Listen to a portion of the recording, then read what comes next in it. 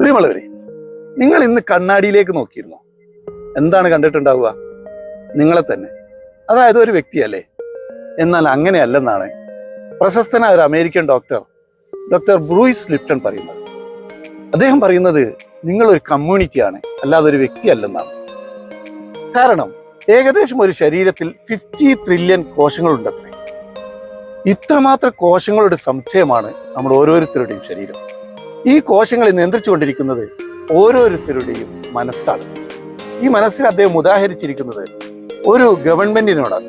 ഈ ഗവൺമെന്റ് നന്നായി കഴിഞ്ഞാൽ സ്വാഭാവികമായിട്ടും ആ രാജ്യത്ത് പുരോഗതിയും വികസനങ്ങളൊക്കെ ഉണ്ടാവും. അതുപോലെ തന്നെ നമ്മുടെ ശരീരത്തിൽ മനസ്സിന് അതിയായ റോളുണ്ട്. നമ്മുടെ ശരീരം എങ്ങനെ പോകണം, എങ്ങനെ പോകണ്ട എന്ന് തീരുമാനിക്കുന്നത് ഈ മനസ്സാണ്. അപ്പൊ മനസ്സ് നന്നായാൽ ശരീരം ആസകലം നന്നാവും. Let's go together. പ്രിയമുള്ളവരെ,